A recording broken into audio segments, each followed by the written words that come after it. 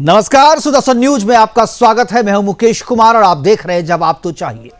जवाब तो चाहिए में आज हम बात करेंगे कांग्रेस की न्याय यात्रा की, उस न्याय यात्रा की जिसमें कांग्रेस के राजकुमार मुख्यतः 5 बिंदुओं पर फोकस करने की बात कर रहे हैं। भारत के युवाओं को न्याय दिलवाने की बात कर रहे हैं, भागीदारी दिलवाने की बात कर रहे हैं, नारी को न्याय दिलवाने की बात कर रहे हैं, किसान और श्रमिकों को न्याय दिलवाने की बात कर रहे हैं। इन 5 बिंदुओं पर न्याय दिलवाने की बात करते हुए यात्रा की शुरुआत की गई है। लेकिन जब आप कांग्रेस के कार्यकाल, उनके नेताओं के स्टेटमेंट और उनके चुनावी घोषणा पत्र को देखेंगे तो आपको साफ हो जाएगा कि युवाओं का मतलब मुस्लिम युवाओं को न्याय, भागीदारी न्याय का मतलब मुस्लिम आरक्षण और देश के संसाधनों पर पहला अधिकार अल्पसंख्यकों को देना है। नारी न्याय का मतलब 3 तलाक का समर्थन और संपत्ति पर मुस्लिम महिलाओं को अधिकार से वंचित रखना है। तो किसानों और श्रमिकों को न्याय दिलवाने का मतलब उनके खाते में केंद्र सरकार की योजनाओं की जो राशि सीधे पहुंच रही है उसे रोकना है। बिहार में न्याय यात्रा के रूट को देखकर भी साफ हो जाता है कि यात्रा का उद्देश्य देश और समाज को जोड़ना नहीं बल्कि उसे धर्म और मजहब के नाम पर तोड़ना है, बांटना है, एक ग्रीन कॉरिडोर तैयार करना है जहां से तुष्टीकरण की राजनीति को हवा दी जा सके।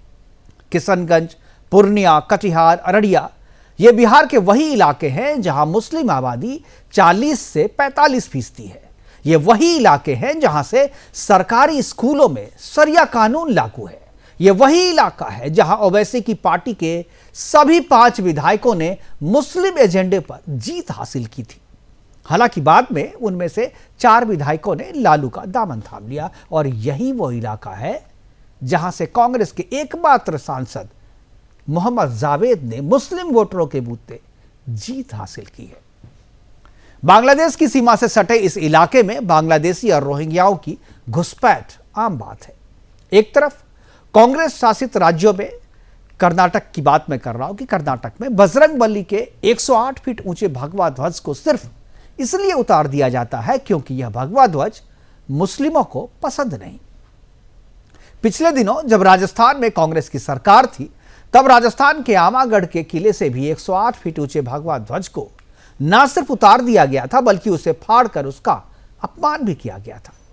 और कांग्रेस के जो आला कमान थे यहां पे जो अभी न्याय यात्रा निकाल रहे हैं उनकी तरफ से किसी भी तरीके का कोई भी स्टेटमेंट नहीं आया था। एक तरफ भगवे का अपमान और दूसरी तरफ हरे झंडे के तले न्याय की बात करना, देश और समाज को बांटना है, उसे तोड़ना है और सामाजिक ताने बाने को बिगाड़ना है। आज अपने प्रोग्राम में हम चर्चा करेंगे कि क्या कांग्रेस की न्याय यात्रा का उद्देश्य समाज को बांटना है, क्या कांग्रेस की न्याय यात्रा का उद्देश्य मुस्लिमों का तुष्टीकरण है और क्या बहुसंख्यकों की भावनाओं का अपमान कर समाज को न्याय दिलवाया जा सकता है।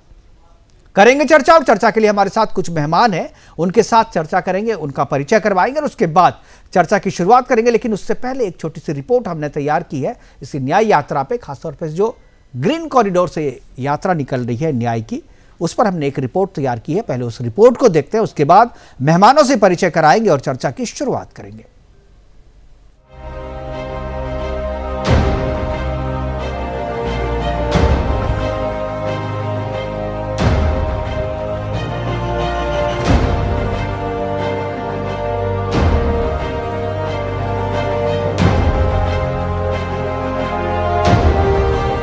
कल बिहार में इंडी गठबंधन की सरकार गिरी और आज बिहार में राहुल गांधी की भारत जोड़ो न्याय यात्रा का आगमन हुआ। एक ऐसी यात्रा जिस पर सिर्फ बिहार की उस भीड़ में जाने का आरोप लगता है जहां हिंदुत्व और देश विरोधी ताकतें शामिल हैं। जरा भारत जोड़ो न्याय यात्रा की वेबसाइट पर जाइए, वहां बिहार में होने वाले इस कार्यक्रम की शेड्यूल देखिए। अररिया, किशनगंज, पूर्णिया और कटिहार ये 4 ऐसी जगहें हैं जहां भारत जोड़ो न्याय यात्रा का आयोजन हो रहा है। कांग्रेस अपने सोशल मीडिया चैनल पर तो ड्रोन शॉट से यात्रा की भीड़ दिखा रही है, लेकिन देश को ये भी समझना चाहिए कि बिहार में यात्रा के लिए निर्धारित सभी जिले मुस्लिम बहुसंख्यक हैं। पूर्णिया, अररिया, किशनगंज, कटिहार ये कोसी के 4 जिले हैं जहां मुस्लिमों की घनी आबादी है। पूर्णिया प्रमंडल में एक डाटा के अनुसार यदि मुस्लिम आबादी को आंकड़ों में गिना जाए तो ये 45.93% देखने को मिलता है। ये वही इलाके हैं जहां शरिया लागू है। इससे पहले कन्याकुमारी से कश्मीर तक निकाली गई भारत जोड़ो यात्रा का भी देश और हिंदू विरोधी गतिविधियों का अपना अलग ही इतिहास रहा है, जहां कैथोलिक पादरी द्वारा हिंदू देवी का अपमान करना, सर्जिकल स्ट्राइक का सबूत मांगना, यात्रा में पाकिस्तान जिंदाबाद के नारे लगना, वीर सावरकर को देशद्रोही कहने जैसे मामले शामिल हैं। ये वही कांग्रेस है जो अपने शासित राज्यों में कहीं हनुमान जी की 108 फीट ऊंचा झंडा उतरवाती है तो कभी श्रीराम का अपमान करती है। हाल ही में प्राण प्रतिष्ठा से पहले कांग्रेसियों द्वारा श्रीराम को अपमानित करने वाले बयानों को इकट्ठा किया जाए तो एक पूरी फिल्म की सीरीज बन सकती है। ऐसे में भगवा में हिंदू से नफरत करते हुए कांग्रेस का न्याय यात्रा के लिए मुस्लिम बहुल इलाका यानी कि ग्रीन कॉरिडोर को चुनना साफ साफ तुष्टीकरण की राजनीति दर्शाता है। Bureau report, Sudarshan news.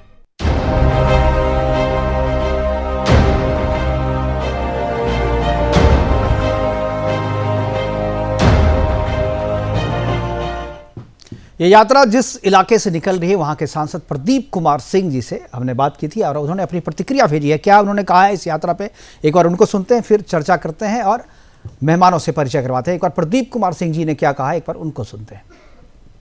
Rahul Gandhi ji न्याय यात्रा में नहीं घूम रहे हैं, यह तुष्टीकरण का राजनीति कर रहे हैं। जहां पे कांग्रेस शासित राज्य है, इनकी सरकारें हैं हिंदू बाहुल क्षेत्र में, वहां यह भगवान राम और भगवा का विरोध करते हैं। और अररिया जैसा जगह में जहां मुस्लिम बाहुल क्षेत्र है, यह मुस्लिम गोलबंदी करने का यात्रा है। देखिए, राहुल गांधी जी न्याय यात्रा में नहीं घूम रहे हैं, यह तुष्टीकरण का राजनीति कर रहे हैं। जहां पे कांग्रेस शासित राज्य है, इनकी सरकारें हैं हिंदू बाहुल क्षेत्र में, वहां यह भगवान राम और भगवा का विरोध करते हैं। और अररिया जैसा जगह में जहां मुस्लिम बाहुल क्षेत्र है, यह मुस्लिम गोलबंदी करने का। तो मुस्लिम बहुल क्षेत्र में यात्रा को निकाल करके मुस्लिम गोलबंदी करने की कोशिश की जा रही है, आरोप लगा रहे हैं प्रदीप कुमार सिंह जी। करेंगे चर्चा की शुरुआत और चार मेहमान हमारे साथ जुड़ गए हैं, चारों से आपका परिचय करवा दूं। चंदन प्रताप सिंह जी हमारे साथ हैं, एलजेपी के नेता हैं। चंद्रमोहन शर्मा जी हैं कांग्रेस की तरफ से, पीयूष शर्मा जी हैं बीजेपी की तरफ से, और मनोज लाल दास मनु जी हमारे साथ हैं जेडीयू के प्रवक्ता के तौर पे। एक बार मनोज जी का मुझे लग रहा है कि सही से नहीं आ रहा है, एक बार उनको फ्रेम उनका सही कर लें। मैं पीसीआर से करूंगा, एक बार मनोज जी का जो है फ्रेम सही करें। और चर्चा की शुरुआत चंद्रमोहन जी मैं आपसे करना चाहूँगा। चंद्रमोहन जी, यात्रा की शुरुआत तो पहले भी हुई थी, भारत जोड़ो यात्रा में भी बहुत सारी चीज़ें आई थी, बहुत सारी कंट्रोवर्सी हुई थी। अभी जो न्याय यात्रा बिहार में प्रवेश की है, मैं बिहार पे फोकस करके उसी पे चर्चा को केंद्रित करना चाहूँगा। जिस तरह से यात्रा का रूट बनाया गया है, एक ग्रीन कॉरिडोर तैयार किया जा रहा है कांग्रेस की तरफ से, और उन इलाकों से यात्रा को निकाला जा रहा है जहां पर मुस्लिमों की आबादी घनी है, और ऐसा लग रहा है कि ये यात्रा जो है मुस्लिम गोलबंदी के लिए की जा रही है। समाज को जोड़ने और न्याय दिलवाने की बात तो आप लोग करते हैं, लेकिन इस यात्रा से कहीं समाज जुड़ता हुआ नहीं बल्कि समाज टूटता हुआ नजर आ रहा है। चंद्रमोहन जी।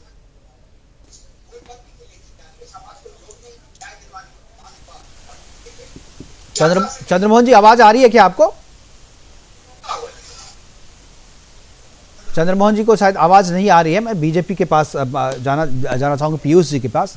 पीयूष जी, अगर आपको आवाज मिल रही है तो मैं चाहूंगा कि आप अपनी प्रतिक्रिया दें कि क्या जिस तरीके से इलाके का चयन किया गया है बिहार में, जहां से यात्रा प्रवेश कर रही है और जहां से यात्रा निकल रही है, पूरी तरीके से एक ग्रीन कॉरिडोर तैयार किया जा रहा है कांग्रेस की तरफ से बिहार के भीतर में, और एक तुष्टीकरण की राजनीति को हवा देती नजर आ रही है यह न्याय यात्रा, क्या कहेंगे आप?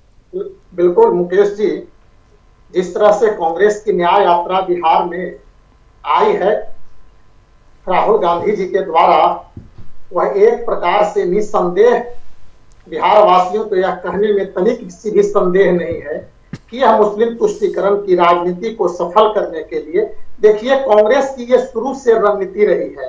कांग्रेस की बुनियाद कहां से हुई है, इसको देखने की आवश्यकता है। कांग्रेस की बुनियाद, कांग्रेस की स्थापना अंग्रेजों को प्रश्रय देना और अंग्रेजों को मजबूत करने के लिए ही कांग्रेस की स्थापना हुई थी। जब कांग्रेस के आप इतिहास को देखने का काम करें तो उसका इतिहास साफ झलकता है।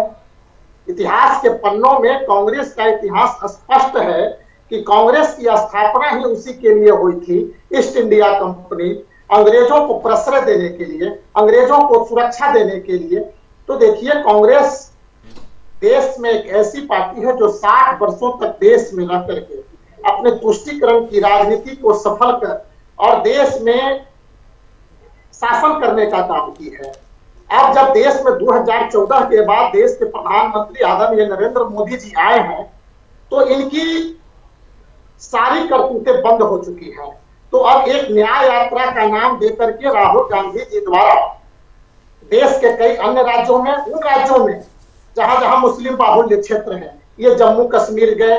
देखिए, मैंने आपको ये इन्होंने कहा था कि जम्मू कश्मीर में जब धारा 370 समाप्त होगी तो खून की नदियां बहेगी। क्या हुआ? एक पत्थर भी नहीं चले, एक कंकड़ भी बिल्कुल नहीं चले। ठीक है, इस पे बात करेंगे। लेकिन जो मुस्लिम तुष्टीकरण और जो एक ग्रीन कॉरिडोर तैयार करने की कोशिश कर रही है, मैं उस पर अपने आज की चर्चा को मैं केंद्रित रखना चाहूंगा। मैं चंदन प्रताप सिंह जी के पास जाऊंगा, उसी इलाके से हैं चंदन प्रताप जी, मुखिया भी हैं, एलजेपी के नेता हैं, युवा है, प्रखर है और बहुत ही अच्छी समझ रखते हैं उस क्षेत्र की राजनीति पे और बहुत अच्छी पकड़ भी है। मैं एक बार चंदन जी आपसे जानना चाहूँगा कि आपके इलाके में ये यात्रा है, लोगों की प्रतिक्रिया और जिस तरीके से इलाके का चयन किया गया है, जिस तरीके से शहरों का चयन किया गया है, जहाँ पर सभाएँ रखी गई है, वो सब की सब जो है इस तरीके से रखी गई है कि एक वोट बैंक को टारगेट किया जा सके। चंदन जी। देखिए मुकेश जी, बहुत बहुत धन्यवाद। मैं आपके चैनल को, आज बहुत अच्छी डिस्कशन आपके चैनल के माध्यम से हो रही जी। हम लोग सीमांचल क्षेत्र से आते हैं, मैं खुद पूर्णिया का हूं। आदरणीय राहुल जी का यात्रा पूर्णिया में आने वाला है।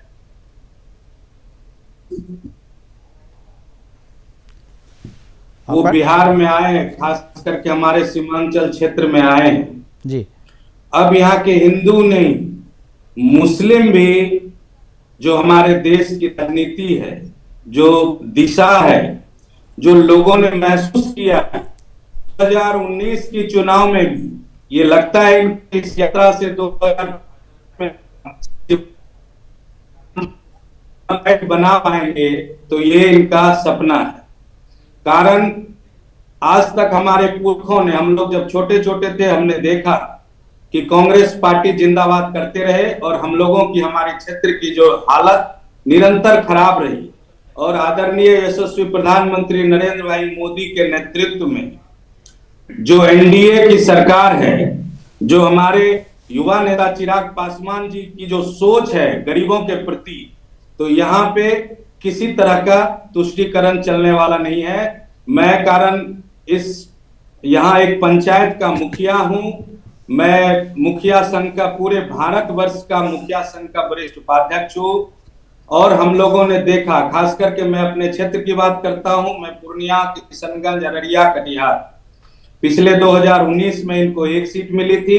आज मेरे यहाँ पूर्णिया लोकसभा में 7 विधानसभा है, जिसपे 2 पे जदयू, चाहे धमधा हो, रुपौली हो, पूर्णिया में बीजेपी, बनमनखी में बीजेपी और अमोर और बायसी में AIMI। 2 इनके जो विधायक थे वो बाद में आरजेडी में गए। और इस लोकसभा सीट में इस बार कुछ भी नहीं होने वाला है। पूर्णिया में लोगों का, पूर्णिया के लोगों का वोट बिल्कुल एनडीए के तरफ है और एनडीए का ही झंडा, परचम फहरेगा। बिल्कुल एनडीए का ही परचम फहरेगा। लेकिन जिस तरीके से जो वोटर हैं उनको गोलबंदी की जा रही है, उनका एक तरीके से एक खास वोट बैंक को जो है टारगेट करने की कोशिश की जा रही है। चंद्रमोहन जी, आपको अगर आवाज़ मिल रही है तो मैं आपसे ये सवाल पूछ रहा हूँ कि आखिर क्यों न्याय यात्रा के नाम पर ऐसी यात्रा निकाली जा रही है जो समाज को जोड़ने की जगह समाज को तोड़ रहा है, समाज के एक वर्ग को टारगेट कर रहा है। और ऐसा लग रहा है कि ये यात्रा जो है कांग्रेस ने जानबूझकर उन इलाकों से निकाली है जहां पर उनके वोट बैंक हैं। फिर इस तरीके से की यात्रा से समाज को संदेश क्या देना चाहती है कांग्रेस? मुकेश जी, आप एक अच्छे और बड़े पत्रकार हैं। आज आपका टाइटल और आपकी डिबेट का जो सारांश आप बताते जा रहे थे, उस पर मुझे बड़ी हंसी आ रही थी। और आपकी क्या मजबूरी रही होगी, लेकिन जिसकी भी जो मजबूरी रही वो इंगित और समझ भी आती है। और एक ज्ञानी आपके डिबेट में बैठे हुए थे जो कांग्रेस का संबंध ब्रिटिश हुकूमत से जोड़ रहे थे। अगर कांग्रेस का हुकूमत के साथ ब्रिटिश हुकूमत का संबंध था तो आप जैसे ज्ञानी कहां थे बंधु? आप कहां थे तब? आप तो निक्कर पहन के गवाहियां दे रहे थे उनकी। चलो उसको भी छोड़ देते, अब आते हैं राहुल गांधी जी के ऊपर। अगर देश के आपके कहे वक्तव्य पे, सुदर्शन टीवी के कहे हुए और सुदर्शन टीवी के एंकर के कहे वक्तव्य पे मैं जाता हूं, तो वो बहुत बड़ी उल्लंघना है देश के प्रधानमंत्री की, जो सुदर्शन टीवी और उसका एंकर कर रहा है। क्योंकि अगर देश के प्रधानमंत्री सबका साथ सबका विकास कहते हैं और ये कहते हैं कि देश के अंदर सब जातियां और सब धर्मों का सम्मान है और सब देश के लिए भाजपा सरकार है, तो आपने अपमान किया नरेंद्र मोदी जी का और भाजपा सरकार का। इसका जवाब आप भाजपा वालों को दे दीजिएगा। मैं अभी दे दूंगा, आपको चिंता ना करें, आप बोल लीजिए। Let me finish. उसके बाद अब प्रश्न आता है, ठीक है आपकी मजबूरी रही होगी, आप प्रश्न उठा सकते हैं। हमें गर्व है अगर आप हमें ये बात कहते हैं, गर्व से कहते हैं कि अगर आप ये कहते हैं कि देश के एक नागरिक की अगर हम आवाज उठाते हैं तो कांग्रेसी होने के नाते, देश के नागरिक होने के नाते ये अधिकार है। संविधान सिखाता है कि देश के हर उस व्यक्ति, हर उस मजहब की बात होनी चाहिए देश के अंदर, वो किसी भी मजहब का हो। उसकी जबान के अंदर इतनी ललकारता भी होनी चाहिए कि संविधान के दायरे के अंदर वो सरकार को, हुकूमत को नींद भी खोल सके। अगर हमारे इस भारत जोड़ो यात्रा से हुकूमत की नींद खुलती है और आप जैसा समृद्ध पत्रकार इस पे प्रश्न खड़ा करता है, तो हमें गौरव है, खुशी है इस बात की। अब पूछिए क्या पूछना चाहते हैं। मैं कह रहा हूं, आपने जो मुझ पे इल्जाम लगाया मैं उसका जवाब देता हूं कि आपने कहा कि मैं ये कहने के लिए नरेंद्र मोदी जी की आलोचना कर रहा हूं, जो सबका साथ सबका विकास। मैं तो वही कह रहा हूं, जो सबका साथ सबका विकास कहाँ हो रहा है? पूर्णिया में कहाँ हो रहा है? अररिया में कहाँ हो रहा है? किशनगंज में? ये तो बताइए। आप तो सीधा एक ग्रीन कॉरिडोर आपने चूज कर लिया है और ग्रीन कॉरिडोर पे जा रहे हैं। भाई अररिया और जा रहे हैं तो आप पटना राजधानी वहां भी तो आइए। आप वहां तो नहीं जा रहे हैं, आप मुजफ्फरपुर नहीं जा रहे हैं।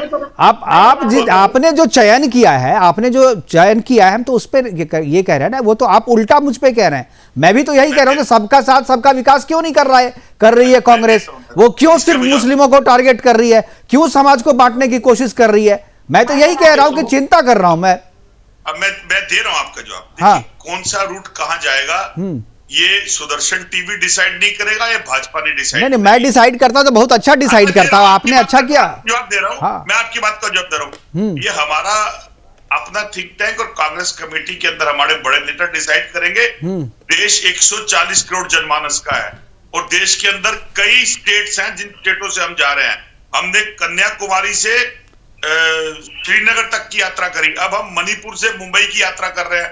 तो अगर एक देश का नागरिक, एक देश का नेता राहुल गांधी अगर यात्रा कर रहा है पैदल, तो आप बचे हुए एरिया में आप कर लीजिए, आप राय दे दीजिए ना मोदी जी को। ठीक है, मैं वही तो कह रहा हूं कि आपका जो आपकी पार्टी के जो थिंक टैंक है, मैं तो वही, देखिए चंद्रमोहन जी, जो मैं कह रहा हूं आप बिल्कुल वही कह रहे हैं। उठाने के एक कदम चल के देखिए आप।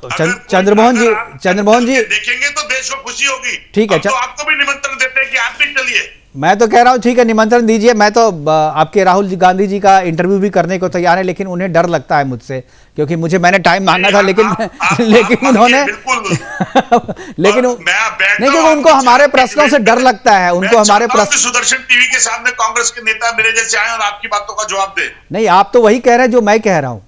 आपकी चिंता वही है जो मेरी चिंता है, इसलिए मैं बड़ा खुश हूं आपसे। आपने वही चिंता जाहिर की कि भाई आपके जो थिंक टैंक हैं वो तय करते हैं। मैं तो वही करता हूं, जो तय करते हैं आपके थिंक टैंक, वो सिर्फ उसी दिशा में तय करते हैं, देश की एक दिशा में, ग्रीन कॉरिडोर, मुसलमान वाले रास्तों पे, उन कंस्टिट्यूएंसी पे जहां पर मुस्लिमों की आबादी 40 से 45% है। क्यों नहीं आ रहे हैं आप वहां पर जहां पर दूसरे कम्युनिटी के भी लोग रहते हैं? आप एक ही दिशा में क्यों जा रहे हैं? मैं तो आपको सही रास्ते पे लाने की कोशिश कर रहा हूं। मनोज जी हमारे साथ है। मैं एक बार, मनोज जी बहुत देर से बैठे हैं। मनोज जी, यह जो यात्रा चल रही है और यात्रा का जो रूट है, मैं चाहूंगा जो आपकी प्रतिक्रिया हो, क्योंकि यात्रा के बिहार में प्रवेश होने से पहले आपके नेता भी इसमें शामिल थे। अब यात्रा के प्रवेश होने के बाद से आपके नेता जो हैं अब इधर से उधर हो गए हैं। तो आपकी जो राय है इस यात्रा के बारे में बड़ा जरूरी हो जाता है जानना। आप इस यात्रा के रूट के बारे में क्या कहेंगे?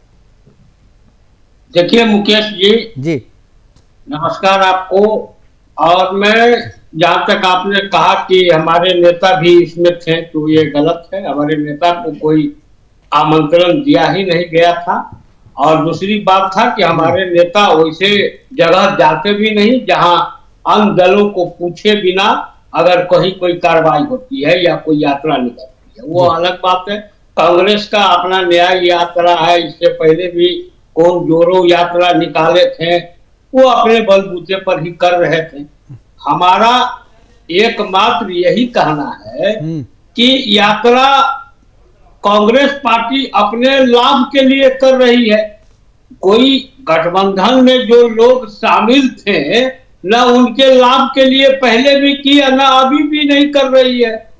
अब पता नहीं उनके दिमाग में क्या आया कि वो जो रास्ता बना रहे हैं वो रास्ता, ऐसे तो ममता बनर्जी ने तो अपने यहाँ सभा करने से मना कर दिया। हम लोगों को तो ऐसी है नहीं, सभी दलों का हम लोग इज्जत करते हैं, हमने कभी नहीं उनके से किसी यात्रा को रोकने का काम किया है। तो ये रास्ता इनका क्या है ये तो ये समझेंगे। रास्ता यही है कि अररिया से ये गायब है, ये पूर्णिया से गायब है, ये वहां है। तो हो सकता है कि इनको लग रहा हो कि दूसरे जात के लोग तो हमसे दूर है ही हैं। हो सकता है कि मुस्लिम हमारे पक्ष में एकजुट हो जाए। अब इनको दिवा स्वप्न आया हुआ है तो ये घूम रहे हैं, घूमने दीजिए। इनके घूमने से न हमको परेशानी है न इनको परेशानी है। इनका काम है केवल घूमना, तो अपना घूम रहे हैं। अब मुस्लिम बिहार का ये मुस्लिम है, अब बिहार का मुस्लिम जानती है कि किसको कहां पर बैठाना है, किसको कहां पर उठाना है।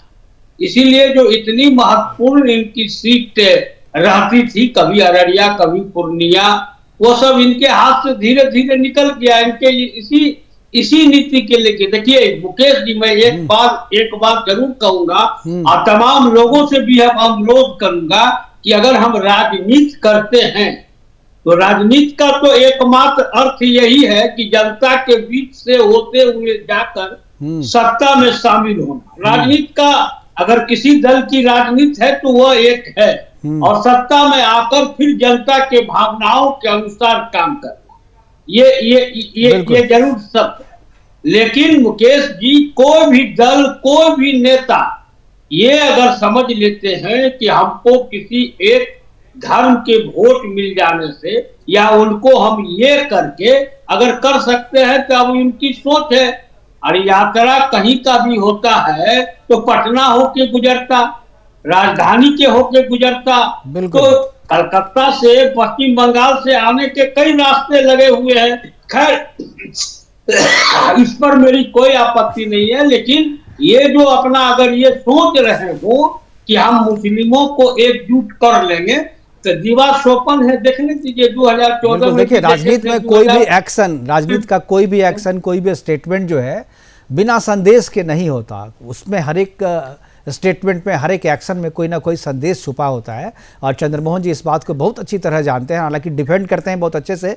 पार्टी के बहुत ही कर्मठ और अनुशासित नेता हैं तो डिफेंड भी बहुत अच्छे से कर लेते हैं, लेकिन ये भी अंदर से जानते हैं कि क्यों उस रूट को चुना गया है और उद्देश्य क्या है। जैसा कि मनोज जी बता रहे थे तो बिल्कुल वही चीज़ है, लेकिन चंद्रमोहन जी बोलेंगे नहीं।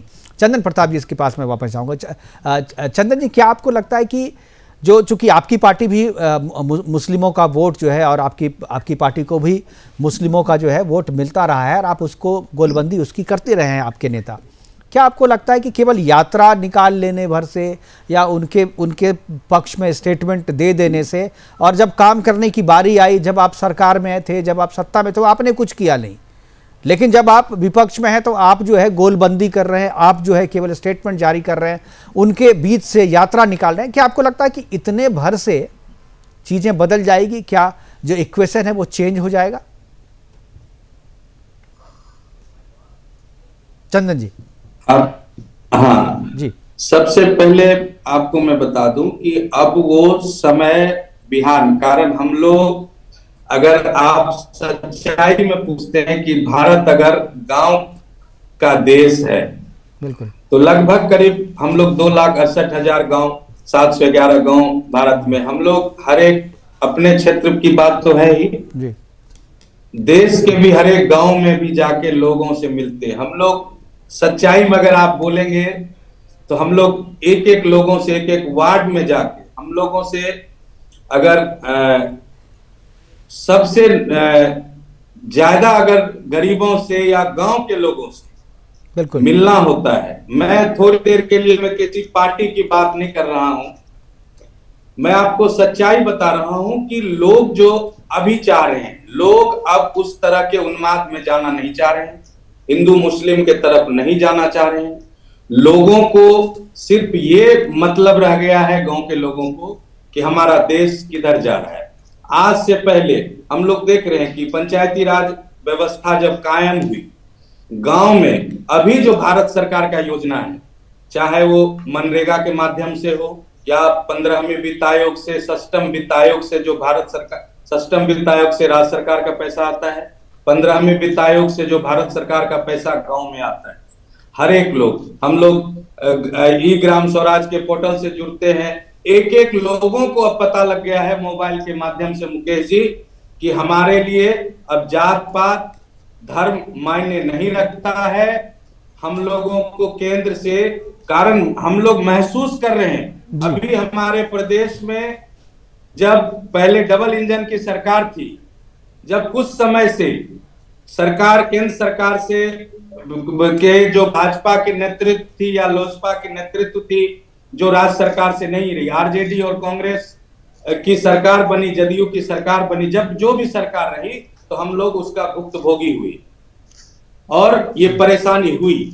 इसलिए आज कल की जो हालात हमारे प्रदेश की हुई, हम लोगों ने जो गांव में जो घूमे, हम लोग 2-3 दिन से, मैं भी अभी अपने गांव में, अपने क्षेत्र में हूँ, अपने पंचायत में हूँ, मिल रहा हूँ, बातें कर रहा हूँ, तो लोगों में बहुत सारी खुशी है। और खुशी इस बात की है कि बिहार थोड़ा सा गलत रास्ते पे गया था, अब फिर से अपने जगह पे आया है और तरक्की की ओर जाएगी। ये गरीब की एक एक जनमानस की ये बात है, जो सच्चाई है, मैं आपके चैनल के माध्यम से बताने। बिल्कुल बिल्कुल बिल्कुल। मैं पीयूष जी के पास जाऊंगा। पीयूष जी, क्या लगता है कि कांग्रेस की इस यात्रा से समाज में वैमनस्य फैल रहा है, समाज में बंटवारा हो रहा है, समाज में का जो ताना बाना है वो बिगड़ रहा है? मुकेश जी, बिहार जो है भगवान बुद्ध, महावीर, जयप्रकाश और लोहिया की धरती है। अभी जो कांग्रेस के प्रवक्ता जी बोल रहे थे कि भारतीय जनता पार्टी, और आप पर भी आरोप लगाने का काम कर रहे थे, दुख तो इस बात की है कि ये गांधी के, अपने को गांधी के अनुयायी बता करके चंपारण की धरती को भी छोड़ दिए। यदि ये न्याय यात्रा चंपारण की धरती से करते तो आज गांधी जी, महात्मा गांधी जी की आत्मा को चिर शांति प्राप्त होती। अपने को गांधी का अनुयायी बताते हैं और गांधी जी के जो बगल से निकल गए, गांधी जी के बगल से निकल गए, निकल गए, तो आज तो गांधी जी की आत्मा भी दुखी हो करके विलाप कर रही होगी और गांधी जी के अनुयायी बताते हैं। मुकेश जी, मैं आपको स्पष्ट बताना चाहता हूँ, बिहार भगवान बुद्ध, महावीर, जयप्रकाश और लोहिया की धरती है। इनके तुष्टीकरण की राजनीति को बिहार की 13 करोड़ जनता कभी सफल नहीं होने देगी। भारतीय जनता पार्टी के नेतृत्व में, और अब तो एनडीए के नेतृत्व में, अब तो एनडीए मैं कहूँ जिसमें नीतीश जी भी आए हैं, कल से गठबंधन की सरकार हमारी हो गई है, एनडीए के नेतृत्व में इनके कोई भी न्याय यात्रा से बिहार में, मैं इनको बताता हूँ कि ये तो जब मंदिर में जाते हैं तो टीका लगाने का काम करते हैं और बाहर में आते हैं तो तुष्टीकरण की राजनीति के लिए टोपी पहन लेते हैं। मंदिर में जाकर हनुमान चालीसा का पाठ करते हैं और बाहर में दिखाने के लिए, तुष्टीकरण की राजनीति करने के लिए टोपी लगा लेते हैं। तो देखिए, बिहार ज्ञान की उर्वरा भूमि है। बिहार की धरती पर इन लोगों का फूट डालो और शासन करो कि रणनीति कभी नहीं चलेगी। भारतीय जनता पार्टी एनडीए उसके लिए मजबूती से तैयार है। ठीक है। और आने वाला लोकसभा चुनाव में बिहार की 13 करोड़ जनता इनकी तुष्टीकरण की राजनीति को तार तार करने का काम करेगी। जी जी, चंद्रमोहन जी बोलना चाह रहे हैं। जी चंद्रमोहन जी। देखिए, बड़ा हंसी आती है जब एक ऐसी पार्टी के नेता और प्रवक्ता जो बहुत मजबूत पार्टी बोलते हैं अपने आप को, और मजबूत पार्टी के नेता की पार्टी बोलते हैं, जो 400 के पार की बात भी करते हैं और माथा किसके आगे टेक देते हैं, उसके जिसको खुद देश के प्रधानमंत्री भरी महिलाओं की सभा के अंदर उनके कहे हुए अपमानित शब्दों चिल्ला चिल्ला के महिलाओं से कहते हैं, और उन्हीं के गृह मंत्री जो कहते हैं दरवाजे बंद हो गए हैं, और उन्हीं की महिला मंत्री एमएलसी रो के कहती है कि किस अपमानित शब्द के साथ मुख्यमंत्री ने सदन में बोला, मैं लज्जा से तार तार हो गई। अरे कुछ तो उल्लू भर पानी हाथ में रख लो तो निर्लज्जता कम हो। अब विषय पे आ जाते हैं, तुम्हारे विषय पे कहे हुए बात पे। 400 पे पार तो तब जाओगे जब आप विदेशों में जाके टोपी पहन लोगे और कहोगे भाजपा का मंदिर में जाना भाईजान और विपक्ष का जाना मस्जिद या किसी के पास जाना मुसलमान। कब छोड़ोगे ये तुष्टीकरण? तुष्टीकरण 2014 के बाद बढ़ा। 2014 से आज तक तुष्टीकरण की राजनीति में ही भाजपा काम करते आ रही है। एक शब्द और आपने इस्तेमाल करा था, अगर आपको 10 साल की कार्य प्रणाली के ऊपर भरोसा होता और 70 साल के कार्य प्रणाली को आप पोस्ट के 2014 में 10 साल के शासनकाल पे आए तो 10 साल की पीयूष जी मैं आऊंगा, पीयूष जी आऊंगा आपके पास। चोरी करते हो क्यों? रात के अंधेरे के अंदर अपने प्रशासन और तंत्र का इस्तेमाल करते हो क्यों? उसके डर से नेताओं को डराते हो क्यों? जिस नेताओं के प्रति आप करप्शन की बात करते हो उन्हें ही बड़े बड़े पद दे देते हो। महाराष्ट्र के अंदर अजीत पवार के लिए क्या कहा था? 30,000 करोड़ का घोटाला। आज कौन है वो? डिप्टी चीफ मिनिस्टर है नीतीश कुमार जी के लिए। मैंने आपसे बोल दिया, यानी कि मीठा मीठा गप गप कड़वा कड़वा थू थू। सबसे ज्यादा तुष्टीकरण आज 2014 के बाद देश में जो बढ़ा है वो भाजपा के आरण से बढ़ा है। और भाजपा ने सत्ता के लालच के अंदर सिद्धांतहीन, राष्ट्रहीन और मर्यादाहीन राजनीति करी है। अगर अपने बलबूते पे राजनीति करी होती तो सबसे बड़ी पार्टी अपने एथिक्स और अपने नियम कायदे से चुनाव की तरफ आगे जाती। लेकिन आप राहुल गांधी जी के उन बढ़ते हुए मुद्दों को, जिसके अंदर 5 न्याय, युवा का न्याय, नारी का न्याय, कृषि का न्याय और उद्यमी का न्याय, जो 5 न्याय आपने 10 साल से इग्नोर करे हैं, जो राहुल गांधी की न्याय यात्रा के अंदर देश के जनमानस से आपसे पूछने जा रहे हैं, उससे डरते हैं आप। ठीक है सर, प्रचार कर लिया। अब आप जरा सा पीयूष जी को भी सुन लीजिए, पीयूष जी जवाब देना चाह रहे हैं। पीयूष जी देखिए, अभी जो कांग्रेस के प्रवक्ता कर रहे थे, मैं इनसे पूछना चाहता हूं कि महिलाओं का सम्मान कांग्रेस कहां से, कांग्रेस की उत्पत्ति में कहां है? महिलाओं का सम्मान कांग्रेस कब से करना सीखी है? अरे भारतीय जनता पार्टी तो सदन में 33% आरक्षण देकर के यह साबित करने का काम कि हम महिलाओं का कितना सम्मान करते हैं। इतना ही नहीं, मैं इसे पूछना चाहता हूं कि आज जो अयोध्या में भव्य राम मंदिर का निर्माण हुआ, उस प्राण प्रतिष्ठा में राहुल गांधी क्यों नहीं पहुंचे? मैं इसे पूछना चाहता हूं कि ये सनातन को गाली देने का काम, इनके कई ऐसे नेता के नाम हैं जो सनातन को और भगवान श्री राम को अपमानित और गाली देने का काम किए। चौथी बात, मैं इसे पूछना चाहता हूं, ये उस पार्टी के ऐसे लोग हैं जो सर्जिकल स्ट्राइक आतंकवादियों के मारे जाने पर भी सबूत मांगने का काम करते हैं।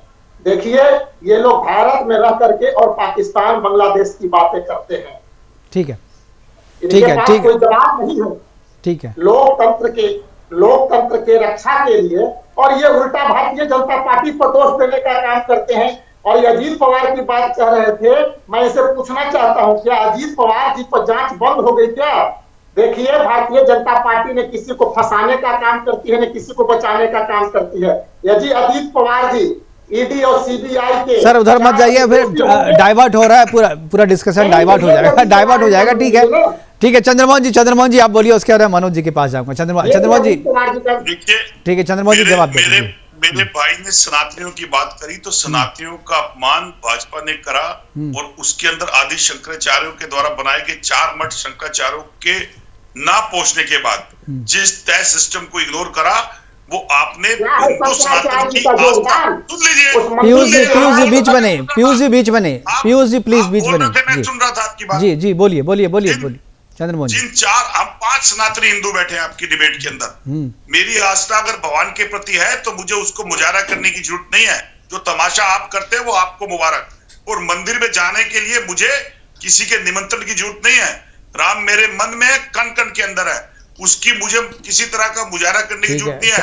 मंदिर बना कोर्ट के नियम से बना, मेरा मरण, मेरा अंत और आपका सबका अंत वो हिंदू रीति रिवाज से हर सनातनी का होता है, उसको आप विरोध नहीं कर सकते। ठीक है चंद्रमोहन जी, जो भाजपा में रहे वो हिंदू, जो विपक्ष की किसी पार्टी में रहे वो हिंदू नहीं, ये आप देते हैं सनातन की परिभाषा। नहीं तो आप जरा एक चीज बताइए। ठीक चंद्रमोहन जी मैं आपको मानता हूं कि आप हिंदू हैं, लेकिन जरा ये बताइए कि अभी जब राजस्थान में आपकी सरकार थी तो वहां पर आमागढ़ में भगवा को फाड़ दिया गया उठा करके। अभी कल की बात है, कर्नाटक में 108 फीट हनुमान जी के जो भगवा ध्वज था उसको उतार दिया गया। क्यों उतार दिया गया? कांग्रेस की सरकार जब नहीं थी वहां पे तो वो भगवा ध्वज अच्छा था। अब कांग्रेस की सरकार आ गई तो भगवा ध्वज आपको अच्छा नहीं लग रहा है। तो जिस तरीके के कार्य आप करते हैं उसी के हिसाब से लोग बोलेंगे ना कि मुकेश जी, अगर देश के अंदर इस वातावरण के अंदर मेरे देश के नागरिक भगवा लेके जाएं और एक धर्म के लोग उसका ऊपर पत्थर चढ़ाएं, और अगर भगवा लेके कुछ लोग जाएं और चर्च के ऊपर भगवा लहराएं, ये हिंदुस्तान देश की जनता को नहीं चाहिए। ऐसा हिंदुस्तान ये चंद भाजपा। अरे चंद्रमोहन जी, आपको तब घटना का पता नहीं है, घटना का पता नहीं है। वो ध्वज काफी पहले से लगा हुआ था। वो ध्वज ऐसा नहीं कि आज लगाया गया था। वो ध्वज कोई ऐसा नहीं था कि आज लगाया गया था। और ये चीजें तो बिहार में भी हुई थी। मैं मनोज जी से ये स्पष्टीकरण देना नहीं है, मैंने आपकी बात का जवाब दिया है। अगर देश में सब कुछ ठीक है तो एक मजहब का, मेरे देश का अगर सनातनी झंडा लेके जाता है तो उस पे पत्थर क्यों बरसाए जाते हैं? जवाब दे भाजपा। और अगर एक मजहब वो जवाब तो आपको देना चाहिए ना, क्योंकि वो कांग्रेस वो तो कांग्रेस रूल जितने भी स्टेट है वहां पे हो रहा है ना। धर्म को दबाने अब आप देखिए ना, जब बिहार में जब आपकी सरकार थी, महागठबंधन की सरकार थी, तो वहां पर जो आरती करते थे, जो पूजा करते थे, उन पर भी लाठीचार्ज हो जाता था। मनोज जी, बिहार शरीफ की घटना याद है ना? तो अब तो नहीं होगा ना ऐसा? नहीं, देखिए, घटना घटने का हम गारंटी नहीं कर सकते हैं, पहली बात मेरी आप समझ। लेकिन प्रयास हमारा रहेगा कि इस तरह की जो घटनाएं हैं वह घटना न घटे, और जो भी इसमें संलग्न पाए जाए उनके खिलाफ कठोर कार्रवाई। हमने सासाराम की भी घटना के दोषियों को और बिहार शरीफ के घटना के भी दोषियों को पूरी तरह से उनको सजा दिलाया, उनके खिलाफ कार्रवाई की। तो हमें लगता है कि इसके बाद से घटना नहीं घटे। दूसरी बात मैं कहना चाहता हूं कि कांग्रेस विपक्ष में है, हमको लगता है कि अगले बार वो विपक्ष में रहेगी कि नहीं रहेगी ये अलग बात है। ईश्वर करे कि वो विपक्ष में हो। लोकतंत्र की सबसे बड़ी मजबूती है विपक्ष का होना। लेकिन कितनी भद्दी बात लग रही है कि ये अजीत पवार की चर्चा करते हैं, ये आसाम के मुख्यमंत्री की चर्चा करते हैं। अगर इनके पास कोई कागज हो तो रात में आतंकवादी के लिए सुप्रीम कोर्ट के दरवाजा खटखटा देने वाले इस सवाल पर क्यों नहीं जाते हैं भाई? क्यों नहीं अजीत पवार के खिलाफ कांग्रेस भाजपा सरकार उसको बचा रही है और उनके पास सबूत है, तो इनको लेके कोर्ट में जाना चाहिए जिसके भी खिलाफ हो। तो ये क्या बताना चाहते हैं? केवल भाषण देना चाहते हैं कि इससे कोई फायदा होने को है क्या?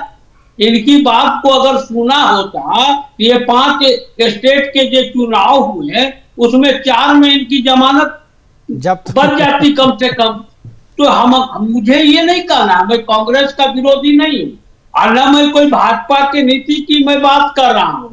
भाजपा उनको ली है, अगर ये गलत है तो इसके खिलाफ, जैसे अभी बोल रहे थे हमारे दोस्त चंद्रमोहन जी कांग्रेस की ओर से कि उनको क्यों ले लिया, उनको क्यों ले लिया, तो ये है। तो अगर इनके पास कोई कागज हो मुकेश जी तो हम इनका स्वागत करेंगे, ताली बजाएंगे कि अगर उनके पास सुप्रीम कोर्ट जाए। तो वर्तमान भाजपा सरकार ने अपने ईडी के द्वारा ये सबको रोका है, लेकिन ये जाएंगे नहीं, ये भी आप जान लीजिए, ये जाएंगे नहीं। बस इसी तरह की बात करते रहेंगे और जनता इनको 3 बार से समझ रही है। बिल्कुल, हमारे पास समय 2014 में भी समझ ली, 2019 में भी समझ ली, अभी हाल के चुनाव में भी समझ ली। इसीलिए अब इनका प्रोपगंडा है, ये अगर बोल रहे हैं तो हम इनको नहीं रोकेंगे, लेकिन हम हाथ जोड़ के इनसे प्रार्थना करेंगे। हम भी चाहते हैं कि भ्रष्टाचार न हो। अगर इनके पास कोई सबूत है तो जरूर सुप्रीम कोर्ट में उसी तरह जाए जिस तरह आतंकवादियों के लिए आधी रात में दरवाजा खुलवाने का काम किया था। हम इनसे पुनः आग्रह करेंगे, क्योंकि अब इनकी क्या विश्वास है राहुल गांधी जी के सामने, ये तो यही बता सकते हैं सर। हमारी तो कोई विश्वास नहीं है। ठीक है, हमारे पास समय की कमी है। चंद्रमोहन जी आखिरी का जवाब देना चाहें तो। आतंकवादी के लिए आधी रात में इनके बब्बर शेर लोग सुप्रीम कोर्ट के दरवाजा खटखटाने का काम किया था, कम से कम दिन में ही ये काम। जी चंद्रमोहन जी, देखिए मौसम भी इतनी जल्दी रंग नहीं बदलता जितनी जल्दी मेरे मित्र ने रंग बदल दिया, और शायद भूल गए कि उनके खुद के नेता नीतीश कुमार जी ने बहुत सारे प्रश्न इस विषय पे उठाए थे, तो आपने अपने ही गाल पे खुद तमाचा मार डाला और उन पुराने उन्होंने तो अपना करेक्शन कर लिया सर, उन्होंने करेक्शन कर लिया। कितने प्रश्न उठाए थे इस विषय के ऊपर, तो जब कभी देखें मैं उस समय भी मुकेश जी को याद होगा, मैं उस समय भी बोला था कि हमारे कांग्रेस के साथी मजबूत है, इन मामलों को लेकर सुप्रीम कोर्ट में जाओ, सबसे बड़ी पार्टी है। मुकेश जी को याद होगा, आप लोग को तो कुछ याद रखने की जरूरत ही नहीं है।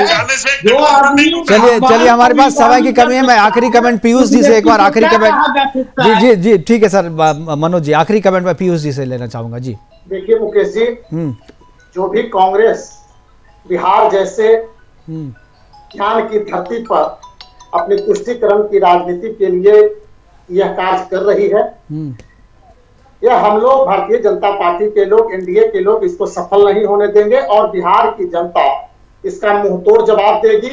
क्योंकि बिहार ज्ञान और उर्वरा की भूमि है।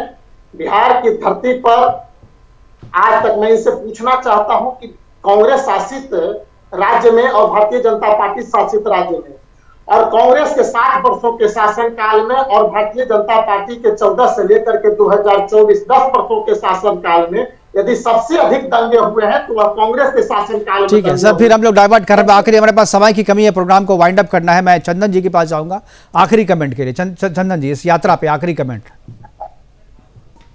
देखिए मैं चंद्रमोहन शर्मा जी हैं, मैं उनका बहुत इज्जत करता हूं, कांग्रेस के वरिष्ठ नेता हैं, लेकिन मैं साफ शब्दों में ये कहना चाहूंगा कि सीमांचल की धरती 2019 का जो मूड था उससे भी बड़ा मूड एनडीए के पक्ष में है, और आदरणीय चिराग जी के सहयोग से और यशस्वी प्रधानमंत्री जी फिर से बिहार में एनडीए की सरकार बनेगी और नरेंद्र भाई मोदी को सीमांचल क्षेत्र से पूरा मजबूती से उनको वोट मिलेगा और यहाँ से एनडीए के सांसद जीत के जाएंगे। बिल्कुल, थैंक यू हमारे साथ जुड़ने के लिए। चंदन जी आपका, और चंद्रमोहन जी आपका, पीयूष जी आपका और मनोज लाल दास जी आपका बहुत बहुत धन्यवाद। आप जुड़े और आप अपनी बातें हमारे साथ साझा की। लेकिन भगवा से नफरत करने वाली पार्टी जिस तरीके से बिहार में न्याय यात्रा के नाम पर एक